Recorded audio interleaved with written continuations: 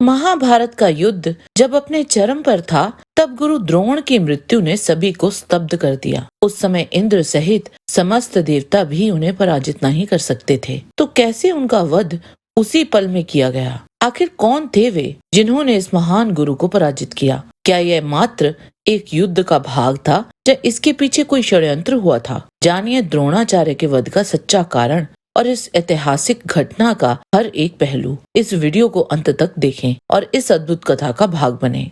और अगर आपको ये वीडियो पसंद आए तो इसे लाइक और हमें सब्सक्राइब अवश्य करें। महाभारत के द्रोण पर्व अध्याय 190 के अनुसार अर्जुन के हाथों जयद्रथ के मारे जाने के उपरांत दुर्योधन गुरु द्रोणाचार्य की निरंतर निंदा करता। उसकी बातें सुन वे बहुत क्रोधित हो गए थे। तदंतर द्रोणाचार्य ने कुपित होकर रणभूमि में पांचालों का संहार आरंभ किया। बाणों की वर्षा से आच्छादित हो सब ओर से मारे जाने वाले पांचाल वीरों का भयंकर आर्तनाद सुनाई देने लगा। संग्राम में जब इस प्रकार महामनस्वी द्रोणाचार्य के द्वारा पांचाल सैनिक मारे जाने लगे, तब पांडवों के मन में बड़ा भय समा गया। वे सोचने लगे, आचार्य द्रोण कहीं हम सब लोगों का संहार न कर डालें और अर्जुन कदापि उनके साथ मन लगाकर युद्ध नहीं करेंगे। उस समय भगवान श्री कृष्ण ने अर्जुन से कहा, पार्थ, ये द्रोणाचार्य संपूर्ण धनुर्धरों में श्रेष्ठ है। जब तक इनके हाथों में धनुष रहेगा, तब तक इन्हें युद्ध में इंद्र सहित संपूर्ण देवता भी किसी प्रकार जीत नहीं सकते। जब ये संग्राम में हथियार डाल देंगे, तभी मनुष्यों द्वारा मारे जा सकते हैं। अतः पांडवों, गुरु का वध करना उचित नहीं है। इस धर्म भावना को छोड़कर उन पर विजय पाने के लिए कोई यत्न करो, जिससे द्रोणाचार्य तुम सब लोगों का वध ना कर डालें। मेरा विश्वास है कि अश्वत्थामा के मारे जाने पर ये युद्ध नहीं कर सकते। कोई मनुष्य उनसे जाकर कहे कि युद्ध में अश्वत्थामा मारा गया। अर्जुन को ये बात अच्छी नहीं लगी, किंतु अन्य सब लोगों ने इस युक्ति को पसंद कर लिया। केवल युधिष्ठिर बड़ी कठिनाई से इस बात पर राजी हुए। तब भीमसेन ने अपनी ही सेना के एक विशाल हाथी को गदा से मार डाला। उसका नाम था अश्वत्थामा। उसे मारकर भीमसेन लज्जाते लज्जाते युद्ध स्थल में द्रोणाचार्य के पास गए और बड़े जोर से बोले, अश्वत्थामा मारा गया। भीमसेन का वह अत्यंत अप्रिय वचन सुनकर द्रोणाचार्य मन ही मन शोक से व्याकुल हो सन्न रह गए। उनका सारा शरीर शिथिल हो गया। फिर उनके मन में ये संदेह हुआ कि संभव है ये बात झूठी हो, क्योंकि वे अपने पुत्र के बल पराक्रम को जानते थे। अतः उसके मारे जाने की बात सुनकर भी धैर्य से विचलित न हुए। अतः क्षण भर में ही सचेत होकर उन्होंने अपने आप को संभाल लिया। तत्पश्चात दुष्टद्युम्न को मार डालने की इच्छा से वे उस पर टूट पड़े और सहस्रों तीखे बाणों द्वारा उन्हें आच्छादित करने लगी। इस प्रकार संग्राम में विचरते हुए द्रोणाचार्य पर 20,000 पांचाल वीर नरश्रेष्ठ सब ओर से बाणों की वर्षा करने लगे। तब द्रोणाचार्य ने पांचाल के उन बाण समूहों को नष्ट करके पांचाल के वध के लिए ब्रह्मास्त्र प्रकट किया और उससे पांचाल वीरों के मस्तक और भुजाएं काट गिराई। गुरु द्रोण ने पुनः कुपित होकर एक भल्ल के द्वारा वसुदान का मस्तक धड़ से अलग कर दिया। इसके बाद मत्स्य देश के 50 योद्धाओं का, सृंज्य वंश के 6,000 सैनिकों का तथा 10,000 हाथियों का संहार करके उन्होंने पुनः 10,000 घुड़सवारों की सेना का सफाया कर दिया। इस प्रकार द्रोणाचार्य को क्षत्रियों का विनाश करने के लिए उद्यत देख तुरंत ही अग्निदेव को आगे करके बहुत से महर्षि वहां आए। विश्वामित्र, जमदग्नि, भारद्वाज, गौतम महर्षि, वशिष्ठ, कश्यप और अत्रि, ये सब वहां पधारे थे। साथ ही बालखिल्य, भृगु, अंगिरा तथा अन्य कई महर्षि भी वहां आए थे। उन सब ने द्रोणाचार्य से इस प्रकार कहा,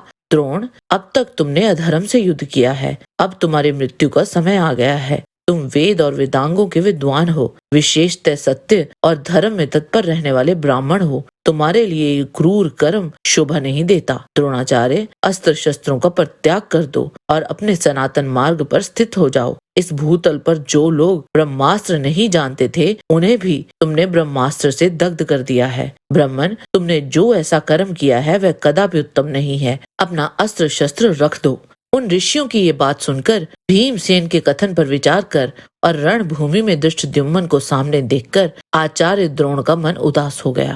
वे संदेह में पड़े हुए थे। अतः उन्होंने व्यथित होकर अपने पुत्र को मारे जाने या नहीं मारे जाने का समाचार कुंती पुत्र युधिष्ठिर से पूछा। द्रोणाचार्य के मन में ये दृढ़ विश्वास था कि कुंती पुत्र युधिष्ठिर तीनों लोगों के राज्य के लिए भी किसी प्रकार झूठ नहीं बोलेंगे। उनका ये विचार जानकर भगवान श्री कृष्ण ने व्यथित हो धर्मराज युधिष्ठिर से कहा, राजन, यदि क्रोध में भरे हुए द्रोणाचार्य आधे दिन भी युद्ध करते रहें, तो मैं सच कहता हूँ कि तुम्हारी सेना का सर्वनाश हो जाएगा। किसी की प्राण रक्षा के लिए यदि कदाचित असत्य बोलना पड़े तो उस बोलने वाले झूठ का पाप नहीं लगता। श्री कृष्ण के आदेश से प्रेरित हो विवश राजा युधिष्ठिर वे झूठी बात कहने को तैयार हो गए। उन्होंने अश्वत्थामा मारा गया यह बात तो उच्च स्वर में कही, परंतु हाथी का वध हुआ है यह बात धीरे से कही। इसके पहले युधिष्ठिर का रथ पृथ्वी से 4 अंगुल ऊंचे रहा करता था, किंतु उस दिन उनके इस प्रकार असत्य बोलते ही उनके रथ के घोड़े धरती का स्पर्श करके चलने लगे। युधिष्ठिर के मुंह से ये वचन सुनकर महारथी द्रोणाचार्य पुत्र शोक से संतप्त हो अपने जीवन से निराश हो गए।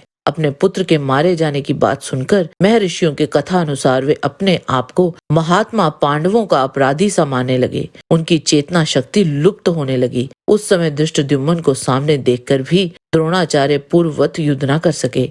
धृष्टद्युम्न ने जब देखा कि आचार्य द्रोण चित्त शोक से व्याकुल हैं, तब उन्होंने उन पर धावा कर दिया और अपने धनुष पर एक दिव्य बाण चढ़ा लिया। तदंतर आचार्य ने उस अस्त्र को रोकने का प्रयत्न किया। इसके बाद द्रोणाचार्य ने पुनः आडिंग रस नामक दिव्य धनुष तथा ब्रह्म दंड के समान बाण हाथ में लेकर धृष्टद्युम्न के साथ युद्ध आरंभ किया। उन्होंने अत्यंत कुपित होकर अमर्ष में भरे हुए धृष्टद्युम्न को अपनी भारी बाण वर्षा से ढक दिया और उन्हें क्षत विक्षित कर दिया। तदंतर क्षत्रिय समूहों को दग्ध करते हुए रणभूमि में विचरने लगे। फिर वे क्षत्रियों का विनाश करने के लिए ब्रह्मास्त्र का सहारा ले बड़ी सावधानी के साथ युद्ध भूमि में खड़े हो गए। तब भीमसेन द्रोणाचार्य के उस रथ से सटकर उनसे धीरे धीरे इस प्रकार बोले, जिसके लिए आपने शस्त्र उठाया, जिसके जीवन की अभिलाषा रखकर आप जी रहे हैं, वह तो आज पीछे समरभूमि में गिरकर चिर मुद्रा में सो रहा है